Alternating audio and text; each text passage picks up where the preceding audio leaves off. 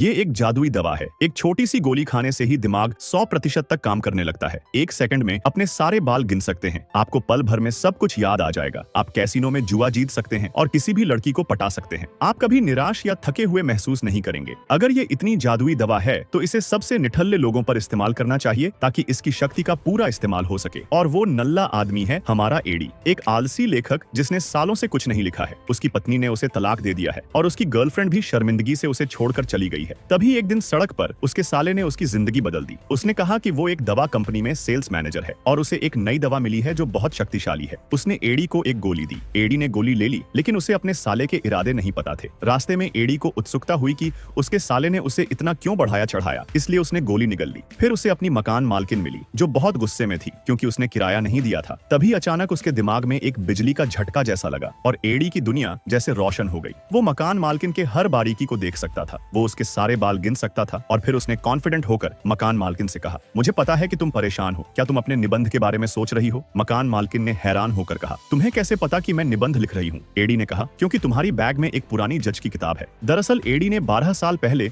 उस किताब को बस थोड़ा सा पढ़ा था, लेकिन अब उसे उस किताब का हर शब्द याद आ गया था। फिर उसने अपने दिमाग में अचानक आए ज्ञान का उपयोग करके मकान मालकिन को निबंध लिखना सिखाया। उसकी बातों ने मकान मालकिन को भी इम्प्रेस कर दिया। आखिरकार एडी ने निबंध पूरा करने में उसकी मदद की और यहाँ तक कि वो उसके साथ बिस्तर में भी गया। मकान मालकिन को विदा करने के बाद एडी अपने कमरे में गया और उसे विश्वास नहीं हुआ कि उसका कमरा एक कबाड़खाना बना हुआ है। उसने अपनी पावर से तुरंत सफाई शुरू कर दी। वो इतना तेज था जैसे उसके पास कई हाथ हों। कुछ ही मिनटों में कमरा बिल्कुल साफ हो गया, लेकिन अभी भी वो बिल्कुल थका हुआ महसूस नहीं कर रहा था। फिर उसने लिखना शुरू किया और इस बार वो बहुत तेज था, जैसे उसके दिमाग में विचारों का सैलाब आ गया हो। लेकिन अगली सुबह जब वो उठा तो जादुई गोली का असर खत्म हो गया था और वह फिर से वही निठल्ला आदमी बन गया। उसने अपना लिखा हुआ नॉवल पब्लिशर को दिया। एडी को ज्यादा उम्मीद नहीं थी। उसने पब्लिशर से कहा कि अगर उसे कहानी पसंद न आए तो वो उसे फेंक सकता है। लेकिन एडी के घर पहुंचने से पहले ही पब्लिशर ने उसे फोन कर दिया और कहा कि उन्हें उसकी कहानी बहुत ही पसंद आई है और वो उसे आगे लिखने की भीख मांग रहा था। एडी बहुत खुश हुआ, लेकिन फिर उसे याद आया कि बिना दवा के वह एक शब्द भी नहीं लिख सकता। एडी अपने साले के घर गया, लेकिन उसने एडी से कहा कि अब इस दवा की कीमत $800 प्रति ग्राम हो गई है। लेकिन एडी के पास इतने पैसे नहीं थे, जिस पर साले ने कहा कि एडी को उसका नौकर बनना पड़ेगा और अगर वो अच्छा काम करेगा तो वह उसे एक गोली दे देगा। फिर उसने एडी को कार की चाबी दी और कहा कि वो उसके कपड़े और नाश्ता ले आए। एडी ने मना नहीं किया, बल्कि वो इस बात से बहुत खुश हुआ। लेकिन जब वो कपड़े लेकर वापस आया तो उसने देखा कि उसका साला मारा जा चुका है। ये देखकर एडी डर गया, लेकिन फिर उसे याद आया कि हत्यारा जरूर दवा लेने आया होगा और शायद उसे दवा नहीं मिली होगी। फिर जब उसने ढूंढा तो उसे घर में दवा का एक पूरा बैग मिल गया। वो भागकर घर गया और सावधानी से एक गोली निकालकर अपने मुंह में डाल